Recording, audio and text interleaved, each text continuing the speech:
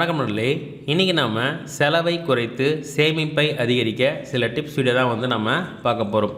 பொதுவாக நாம் ஒரு பெரிய விஷயத்துக்கு நம்ம இன்வெஸ்ட் பண்ண போகிறோன்னா நம்மக்கிட்ட பணம் இருக்க வேண்டியது மிக மிக அவசியம். நம்ம ஏன் முதலீடு செய்யணும், நம்ம ஏன் இன்வெஸ்ட் பண்ணணும் அப்படின்னு பார்த்திங்கன்னா, நாம் நம்மளுடைய பணத்தை நம்ம வேலை செய்ய வைக்கணும். அந்த மாதிரி நம்ம பணத்தை வேலை செய்ய வச்சாதான் நம்மளுடைய பணம் பன்மடங்காக உயர்ந்து நம்மளுடைய வாழ்க்கையில் நமக்கு தேவையான அனைத்து விஷயங்களையும் நம்ம ஃபுல்ஃபில் பண்ண முடியும்.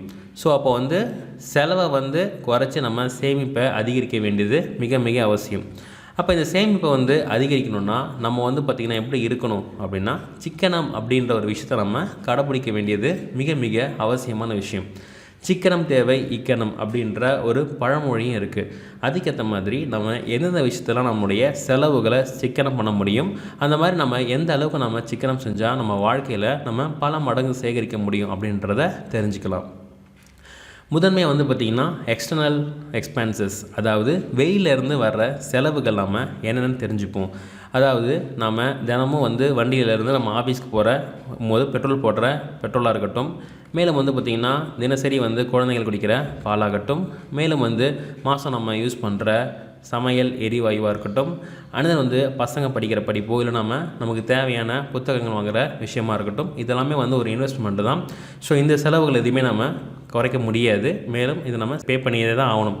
அதில் பார்த்திங்கன்னா மருத்துவ செலவுகள், திடீர்னு உடம்பு சரியில்லைன்னும் போது நம்ம டாக்டரை போய் கன்சல்ட் பண்ணி தான் ஆகணும். இதெல்லாம் நம்ம சிக்கனம் முடிக்க முடியாது. கடைசியாக போக்குவரத்து செலவு, அதாவது முக்கியமாக நம்ம போய் ஆகணும்னா கண்டிப்பாக போய் தான் ஆகணும். நம்ம அந்த இடத்துலாம் சிக்கனம் பண்ண முடியாது. ஸோ இப்போ இங்கே கொடுக்கப்பட்டிருக்குள்ள இந்த சொன்ன செலவுகள் எல்லாமே நம்மளுடைய கட்டுப்பாட்டில் கிடையாது. அது வந்துச்சுன்னா கண்டிப்பாக நம்ம அதை ஃபாலோ பண்ணி தான் ஆகணும், நம்ம அதை ஸ்பெண்ட் பண்ணி தான் ஆகணும். மேலும் எந்த இடத்துலலாம் நம்ம செலவுகளை குறைக்க முடியும்னா, உள்ளே இருந்து வர்ற செலவுகளை மட்டுமே நம்ம குறைக்க முடியும். மேலும் இந்த வெளில இருந்து வர செலவுகள் பெட்ரோல் திடீர்னு ஏறும் இறங்கும். ஸோ அதை நம்ம கண்ட்ரோல் பண்ண முடியாது. அதே மாதிரி பால் விலை, கேஸ் விலை, இது எல்லாமே ஏறும் இறங்கும். இது என்ன தான் இறங்கினாலும் இதை நம்ம பே பண்ணியே தான் ஆகணும். இதில் நம்ம சிக்கனம் பண்ண முடியாது. அதுவே நமக்கு உள்ளே இருந்து வர செலவுகள் எல்லாமே இருக்குது. அதை நம்ம கரெக்டாக நிர்வகித்தோன்னா கண்டிப்பாக அந்த செலவுகளை குறைக்க முடியும். முதன்மையாக பார்த்திங்கன்னா விலைவாசி உயர்வை நம்ம சமாளிக்கிறதுக்கு நம்மக்கிட்ட சில கட்டுப்பாடுகள் தேவை. உதாரணத்துக்கு பார்த்திங்கன்னா, இப்போ நீங்கள் தண்ணி வீட்டுக்கு கொண்டு வரணும் அப்படின்னா நம்ம அதுக்கான ஒரு சரியான பாத்திரத்தை எடுத்துகிட்டு போகணும். ஒரு ஓட்ட பாத்திரத்தில் போய் நம்ம தண்ணி பிடிச்சோன்னா கண்டிப்பாக அதை நம்ம எடுத்துகிட்டு வரும்போது கீழே எல்லா தண்ணியும் சிந்தி உள்ளே எதுவுமே இருக்காது. அதே மாதிரி தான் நம்மளுடைய செலவுகள் நம்ம சரியான அளவில் நம்ம நிர்வகிக்க வேண்டியது மிக மிக அவசியம். அதனால் அதில் சில கட்டுப்பாடுகளும் தேவையானது. உதாரணத்துக்கு பார்த்திங்கன்னா, இப்போ 2 பேர் இருக்காங்கன்னு வச்சுக்கோங்களேன். ஒருத்தர் எடை குறைக்கணும் அப்படின்னு முடிவு பண்ணிட்டாருன்னா, அவர் தினசரி என்ன வேலையை செய்கிறாரு, எவ்வளோ கலோரியை குறைக்கிறாரு, என்னென்ன சாப்பிட்றாரு, இதில் எல்லாமே கட்டுப்பாடு வச்சுருந்து, மேலும் டெய்லி ஒரு எடை போட்டு அதை அவர் ஒரு ஃபாலோவர்ஸாக தொடர்ந்து பண்ணால் தான் அவர் எந்த அளவுக்கு குறைஞ்சிருக்காரு, போன மாதம் எந்த வெயிட்டில் இருந்தார், இந்த மாதம் எந்த வெயிட்டில் இருக்கார் அப்படின்ற எல்லா விஷயத்தையும் அவரால் தெரிஞ்சுக்கிட்டு ஸோ அவருடைய டெவலப்மெண்ட்டையும் அவர் பார்க்க முடியும். அதுவே உடம்பை குறைக்கணும் முடிவு பண்ணிட்டு சாப்பாடை குறைச்சி ரன்னிங் வாக்கிங்லாம் போயிட்டு மற்றவங்க சொல்கிறாங்க அப்படின்னு சொல்லிட்டு கரெக்டான வேல்யூவேஷன் இல்லாமல் அவர் உடல் எடையை குறைக்க ஆரம்பித்தா அவரால் எந்த ஒரு ரிசல்ட்டும் பார்க்காம கடைசியாக அந்த விஷயத்தை ஃபாலோ பண்ணாமலே விட்டுருவாங்க. இதே மாதிரி தான் நாம் எந்த அளவுக்கு நமக்கு ஒரு மாதத்துக்கு சேமிப்பை நம்ம செலவு குறைச்சிருக்கிறோம், எவ்வளோ விஷயத்தை நம்ம சேமிச்சிருக்கோம் அப்படின்றத தினசரி நம்ம கணக்கு போட வேண்டியது மிக மிக முக்கியமான விஷயம். இந்த மாதிரி நம்ம சுய பரிசோதனை செஞ்சுக்கிட்டால் மட்டுமே நம்ம எந்த அளவுக்கு டெவலப் ஆகிருக்கிறோம், இன்னும் என்னென்ன விஷயங்களும் நம்ம டெவலப் ஆகணும் அப்படின்ற எல்லா விஷயத்தையும் நம்ம தெரிஞ்சு நம்ம சேமிக்க முடியும்.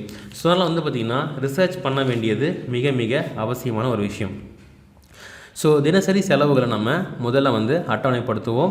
ஏன்னா இந்த தினசரி செலவுகளை நீங்கள் 1 இல்லை 2 மாதம் தொடர்ந்து அதை ஃபாலோ பண்ணால் மட்டும்தான் உங்களால் தினமும் நம்ம எவ்வளோ விஷயத்தை செலவு பண்ணுறோம், எவ்வளோ தான் தேவையில்லாமல் செலவு பண்ணுறோம், எந்தெந்த விஷயம் தேவையான செலவுகளாக நம்ம பண்ணுறோம் அப்படின்ற எல்லா விஷயத்தையும் புரிஞ்சுக்கிட்டு உங்களுக்கான ஒரு கட்டுப்பாடு வர ஆரம்பிக்கும். இப்போ இங்கே ஒரு அட்டவணை போட்டிருக்கேன் பாருங்கள். இதில் பார்த்திங்கன்னா தேதி கொடுக்கப்பட்டிருக்கு, விபரம், வரவு மற்றும் செலவுகள் கொடுக்கப்பட்டிருக்கு.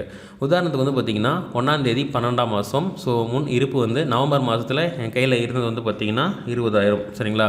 ஸோ மேலும் பார்த்திங்கன்னா வாடகை நான் பே பண்ணி என்கிட்ட 3,000 பே ஆகிடுச்சு. மேலும் வந்து மளிகை செலவு 150 ரூபா, பால் செலவு 30 ரூபா போயிடுச்சு, ஹோட்டல் உணவு 300 ரூபா போயிடுச்சு. மொத்தம் வந்து பார்த்திங்கன்னா கையில் 20,000 இருந்துச்சு. ஸோ மேலே இருக்குது பாருங்கள், அந்த 20,000 தொகை வந்து இங்கே மொத்தம் அப்படின்னும் போது கீழே வந்துடணும். இந்த இடத்துல வந்து பார்த்திங்கன்னா செலவு அப்படின்ட்டு இருக்குது பாருங்கள், வாடகை, மளிகை செலவு, பால் மற்றும் ஹோட்டல் உணவு, இது எல்லாத்தையுமே நீங்கள் வந்து ப்ளஸ் பண்ணிங்கன்னா இங்கே 3480 வருது பார்த்தீங்களா. இந்த 20,000தோட இந்த 3480 கழிச்சோன்னா 16,520 ரூபா வந்து உங்ககிட்ட இருக்குது. சரிங்களா. இந்த இருப்பு அப்படின்றது நவம்பர் மாதம் நான் வந்து கணக்கெல்லாம் ஃபினிஷ் பண்ணி என்கிட்ட 20 இருக்கிற தொகையாகவும் வச்சுக்கலாம், இல்லைனா மாதம் ஃபஸ்ட்டில் உங்களுக்கு வர சம்பளமாகவும் வச்சுக்கலாம். எது வந்தாலும் இது கரெக்டாக வந்து உங்களுக்கு இந்த டேபிள் வந்து ஹெல்ப்ஃபுல்லாக இருக்கும். ஸோ இங்கே வந்து பார்த்திங்கன்னா மொத்தம் அப்படின்னு சொல்லிட்டு 20,000 இருக்குது. 20,000த்தில் 3480 ரூபா போச்சுன்னா மீதி உங்கள் கையில் இருக்கிற தொகை வந்து பார்த்திங்கன்னா 16,520. இப்போ அடுத்ததாக வந்து 2ஆம் தேதி வருது. சரிங்களா. 1ஆம் தேதி நீங்கள் கணக்கை முடிச்சிட்டோடனே உங்களுக்கு 16,520 இருக்குது. அப்புறம் 2ஆம் தேதி வாங்க. 2ஆம் தேதி வந்து பார்த்திங்கன்னா பெட்ரோல் செலவு வந்து 200 ரூபா ஆச்சு. அப்போ மொத்தம் வந்து 16,000 மேலே இருக்க இருப்பு தொகை அப்படியே கீழே வந்து போட்டுக்கோங்க. அதாவது 16,520 620 இருக்குது பார்த்தீங்களா. அதோட இந்த 200 வந்து நீங்கள் மைனஸ் பண்ணிங்கன்னா மொத்தம் 16,420 ரூபா வந்து உங்கள் கையில் இருக்குது அப்படின்ற இருப்பு தெரிஞ்சிக்க முடியும். ஸோ இந்த மாதிரி வந்து பார்த்திங்கன்னா ஒரு மாதம் ஃபுல்லாக நீங்கள் உங்களுடைய லைஃப்பில் என்னென்ன விஷயம்லாம் செலவு எக்ஸ்பென்சஸ்லாம் வருதோ அதெல்லாம் நீங்கள் இந்த மாதிரி டேபிள் போட்டு எழுதி வச்சுக்கலாம். இல்லைனா கடையில் போனீங்கன்னா அக்கௌண்ட்ஸ் நோட்டு கூட கிடைக்குது. சரிங்களா. அவங்க அதில் ஆட்டோமேட்டிக்காக அந்த மாதிரி கோடெலாம் போட்டு வச்சுருப்பாங்க. ஸோ அந்த நோட்டை நீங்கள் வாங்கி இதெல்லாம் நீங்கள் எழுதி வச்சுக்கோங்க. இதை நீங்கள் ஒரு 2 மாதம் எழுதிட்டினாலே உங்களுக்கு வந்து நீங்கள் எந்த செலவு பண்ணுறீங்க, வரவு என்ன பண்ணுறீங்க அப்படின்றத உங்களால் புரிஞ்சுக்க முடியும். மேலும் வந்து பார்த்திங்கன்னா இந்த மாதிரி ஒரு விஷயத்தை, இந்த மாதிரி செலவு அட்டவணை இதெல்லாமே வந்து நைட் எழுதுங்க. ஏன்னா நைட்டு தான் வந்து எல்லா அக்கௌண்ட்டையும் க்ளோஸ் பண்ணி நீங்கள் தூங்க போகிற நேரம். அப்போ அந்த டைமில் நீங்கள் நீங்கள் எல்லாத்தையும் ஞாபகப்படுத்தி எழுதுங்க. அண்ட் தென் காலையிலேயும் வந்து ஒரு டைம் வந்து இந்த செலவு எல்லாத்தையுமே வந்து பாருங்கள், என்னென்னலாம் இனிமேல் பே பண்ண வேண்டியது இருக்குது, என்னென்ன கமிட்மெண்ட்ஸ்லாம் இருக்குது அப்படின்றத யோசிச்சு பாருங்கள். மேலும் வந்து நம்ம இன்னும் சம்பாதிக்க வேண்டிய அவசிய தேவைகள் இருக்குதுன்னு சொல்லிட்டு இந்த மாதிரியான ஒரு மைண்ட் செட்டோடு நீங்கள் இருந்தீங்கன்னா காலையிலே வந்து பார்த்திங்கன்னா சம்பாதிக்கணுன்ற எண்ணம் வரும். அந்த நாள் ஃபுல்லாக நல்லா ஓடணும் அப்படின்ற எண்ணமும் உங்களுக்கு வரும். மேலும் இதுதான் வந்து நம்மளுடைய ஜிபேவுடைய QR கோட். ஸோ இதில் ஸ்கேன் பண்ணி உங்களுக்கு விருப்பமான அமௌண்ட்டை வந்து நீங்கள் எங்களுக்கு சென்ட் பண்ணலாம். இது மூலமாக எங்களுக்கு ரொம்ப சப்போர்ட்டாக இருக்கும். அடுத்த வீடியோ எடுக்கிறதுக்கு ரொம்ப யூஸ்ஃபுல்லாகவும் இருக்கும். மேலும் நம்மளுடைய இதர படைப்புகள் TNPSC ஸ்பார் உங்களுக்கு தேவையான TNPSC வீடியோஸாக பார்த்து பண்ணிங்க.